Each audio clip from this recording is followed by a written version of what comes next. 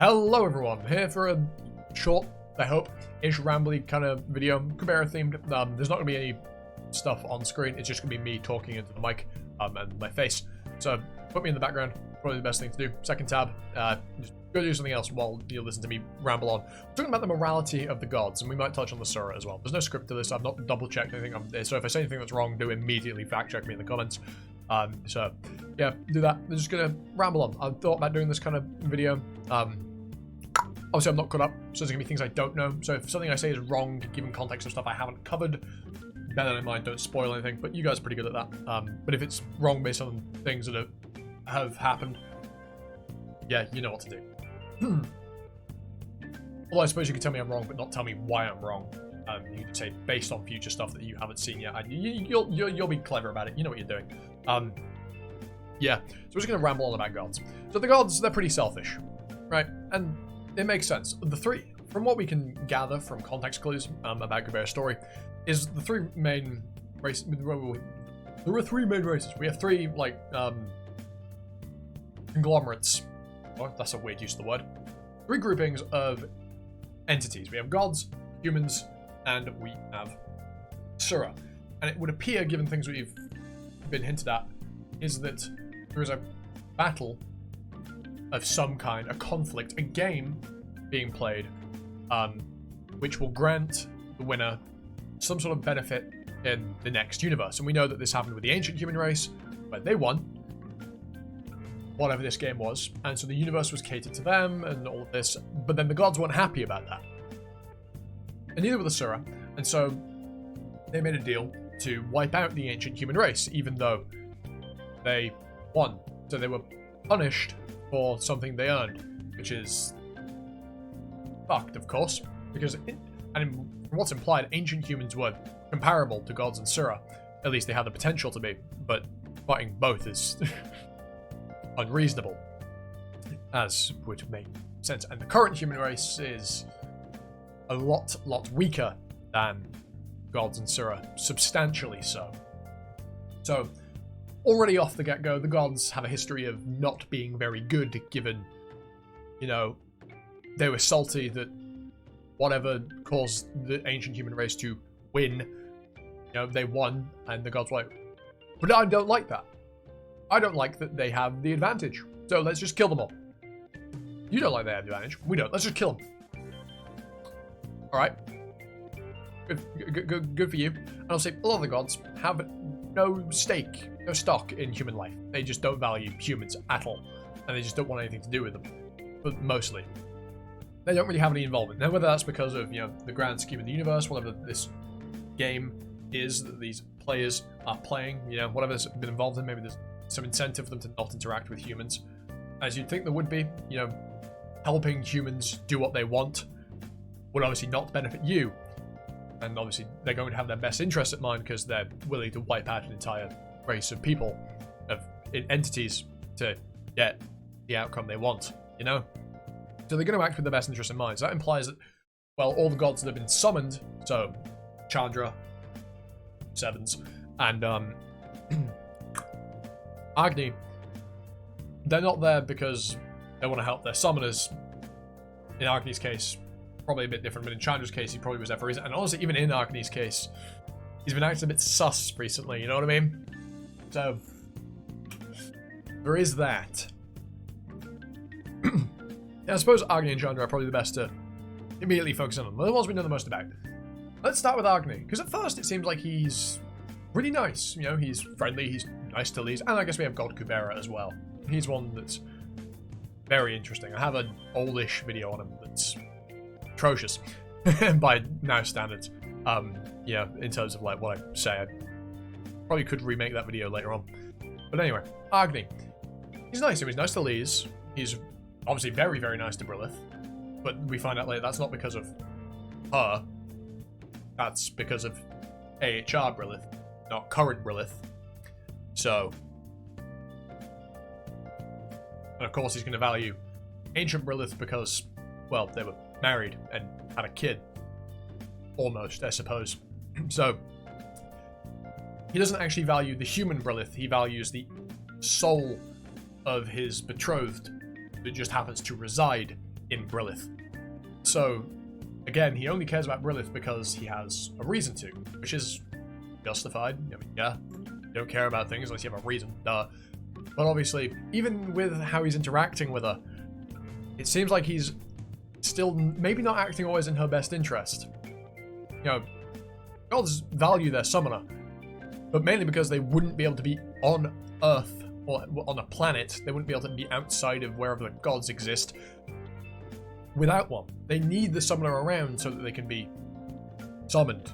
You know, that is pretty self-explanatory. So they've got to at least protect their summoner, but other than that, they can kind of act however they want. They can do whatever they want. And it seems like Agni is very much doing that. He's got something going on. You know, the fact that Kali isn't intrinsically his enemy is one thing very important to make note of in why he'd be acting strangely. Kali is also a very interesting one to talk about. Why does she want to destroy the universe? And clearly, it doesn't seem to matter if the universe is destroyed because, well, it's happened before. They can just make another one. And the only beings that doesn't matter to are gods and Sura. The only being that the universe being remade matters to is humans. This is becoming a very different discussion, isn't it? So, the humans' position is always at the bottom. They're the only people that care about the result of the universe. Gods don't care because they can remake it. Sura don't care because they, are carried over anyway, somehow, through names, I presume. It's been explained. But again, this is just me rambling into a fucking mic. Hey, you know what I'm saying? I don't know, accents. I'm delusional. Christ. Where was I? Oh, yeah. So humans are always at the bottom. And so God's taking advantage of the fact that humans need their strength to be summoned to then force their will and influence the state of human society and all of this lark, and actually have a much bigger and, a heavier hand in the way things go to get them. And what is, well, shit. It's not very nice if you ask me. So there's another point against the gods is, they only let people summon them because it benefits them to be summoned. They have a much greater influence on the world if they do that, Then there's Chandra. I feel like I've just skimmed over Agni a bit. But then there's Chandra. He doesn't care about humans other than the summoner. Lila, that's her name. Kubera, I suppose. Which one will win, Lila or Lise? Who knows? Find out when Kubera ends, I suppose, if either of them do. But Chandra clearly did care about Lila to an extent. But it seems to have been in the... I don't know... From the way he speaks, it's within the framework of being dealt a very good card, as he put it himself, right before he pieced out to Lila's hand. I mean, he went to go help her, stop her killing herself, even though he'd gone berserk and out of control, though it was with a little push from Yuta, but I feel like that wasn't the deciding factor in why he left to go to Lila. So, he clearly does care about her, though, partly because he needs her around to exist. You get what I'm saying. But again, it's also within the framework of here's a good card to be done. Not because of who she is, but because she's useful. And if she wasn't useful, well, he probably wouldn't have cared if she died. Yes, he would have been unsummoned, but he probably wouldn't have cared. Although, given his final words to her, I think Chandra did care a little bit more about Lila than just her utility, the value she posed within this game, whatever it may be. So Chandra, honestly, while he doesn't care about other humans at all, which obviously, yeah, I ain't great as a human myself. Hello, fellow humans. It's kind of shit that yeah, okay. So what if they die? Loads of you. What does it matter? Right. Then we have some other gods. Well, actually, let's talk about God Kubera. Capital K. Right. Well, he's clearly involved in the resurrection of Ananta that is going to bring about the destruction of the universe, supposedly. Which is obviously... if you don't want the universe destroyed, it's a pretty bad thing. you know, from the perspective of you, if you don't want the universe to be destroyed, the god that's directly helping a plan that is going to cause that from your perspective is bad. You know, that it doesn't take a genius to come to that conclusion. And there's also his treatment of Kubera. I mean, Lee's. Yeah, brilliant when we've got like 8 characters called Kubera. Of course. How did God Kubera appear? How is he there when every other god that we've seen on Earth needs to have been summoned? And no, especially with how we know that God Kubera was, well, that Lee's summoned someone in the past. You know, just saying. It's almost certain that, well, it's pretty damn likely that Lee's summoned capital K Kubera. I like calling him that more than God Kubera. It's just fun. It's a bit more, well, it puts more respect on his name by not giving him his title. Yes, very good statement. But again, morally, he seems abjectly not good. You know, he's not morally grey, like someone like Agni, where Agni at least has some value for other human beings. You know, he won't just let humans die if he doesn't have to. Chandra is obviously, from the human perspective, leaning a bit more on the bad side, but obviously he does protect them, so he's probably, again, somewhere in the middle, morally grey. Whereas Kubera, he is probably the most morally black-leaning. He's not helpful to humanity. Obviously, I'm looking at this from a human framework. I'm a fucking human, as if I'm in the world. What am I on about? Right? But is it morally... I mean, obviously, the destruction of the universe, I'd say, is probably morally bad. And since Kubera is, from our perspective of the reader, propagating the destruction of the universe, I'd say it's somewhat fair to put him in the bad camp. You know, I don't think I'm wrong in that. You know, so I think that's where we'll leave God Kubera. Then there's obviously someone like Brahma. Brahma seems, again, probably falling in. Obviously, we don't know Brahma's motive. We don't know whether they don't seem to care about the destruction of the universe. Brahma seems much more interested in just letting things happen. But at the same time, he also gets involved. Like, the spear Lila currently has was made by her, so I think Brahma's a girl. Looks like one. So there's that. Where that spear come from? Well, we know it was made by Brahma. I think that was said. But was it given to Lila by Brahma, or who was the other god? You know, the mysterious hooded figure that gave Lila the spear. Well, we have to be God, presumably, right? Was it Yama, perhaps? There is that question. Given we can tell, well, Yama doesn't seem too despicable. He's just kind of managing death. Whereas Brahma is, you know, getting involved in that. Was it?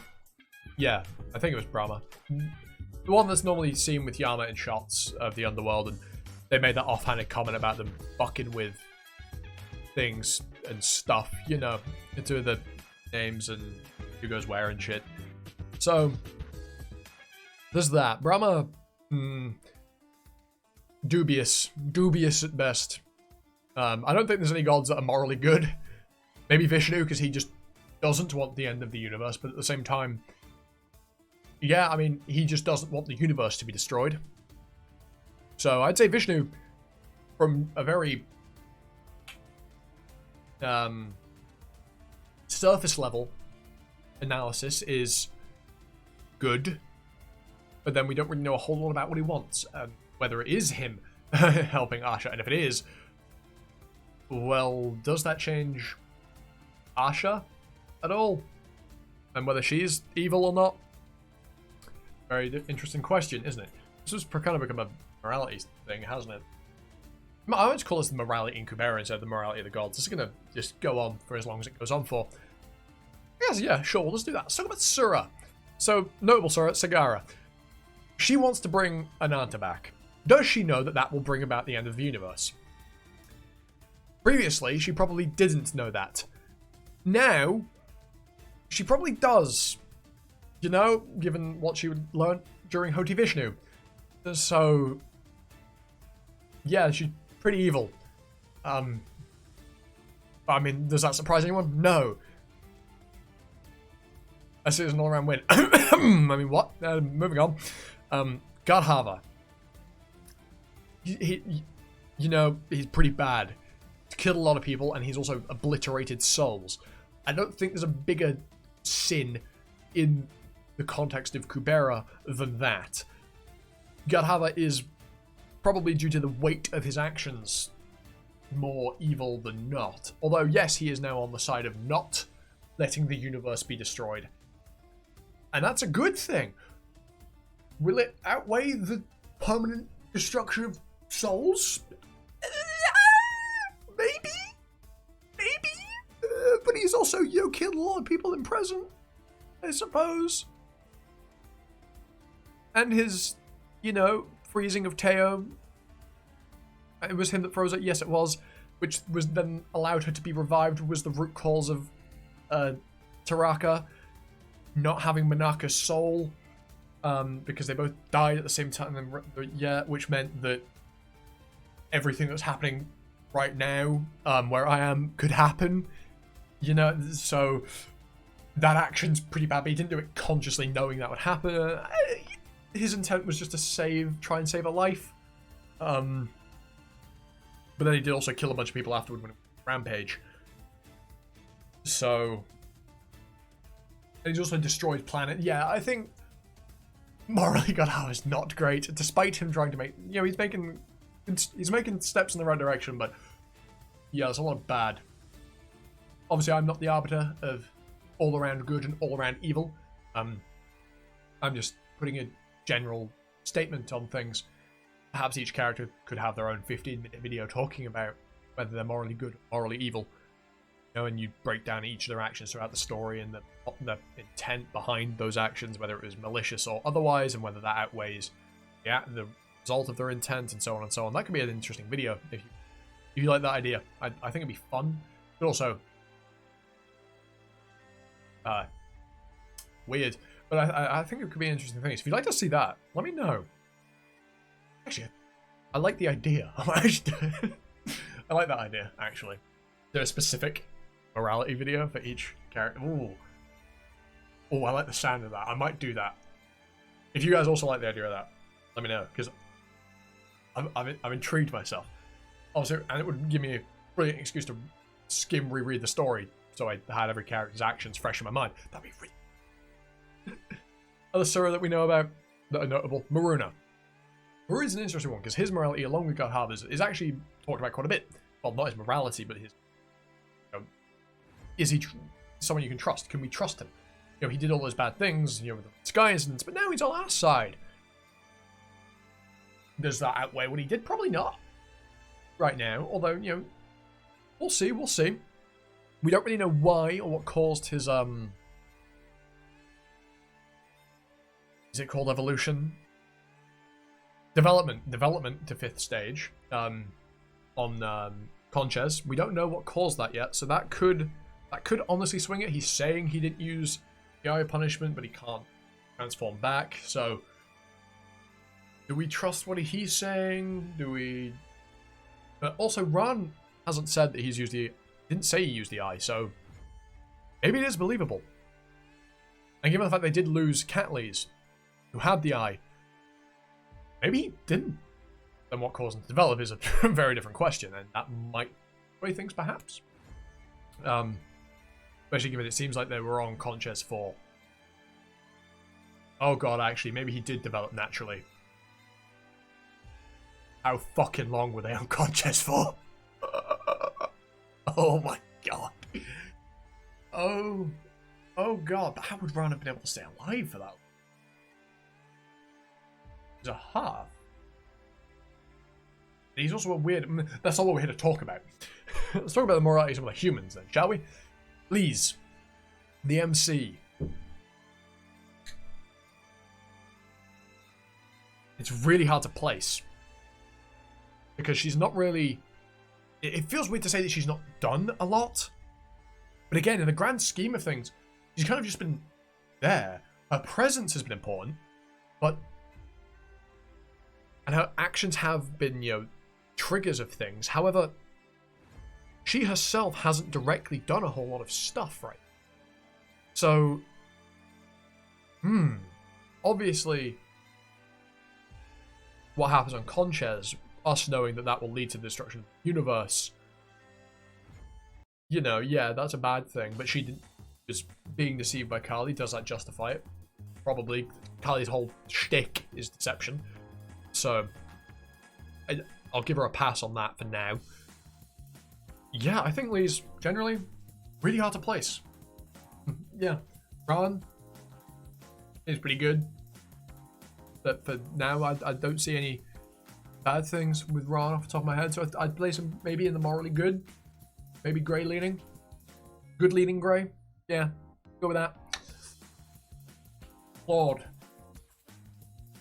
I'd say he's good leaning.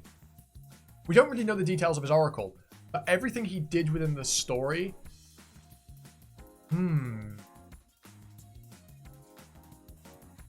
It really depends on why he would tell Irie about how Hoti Vishnu...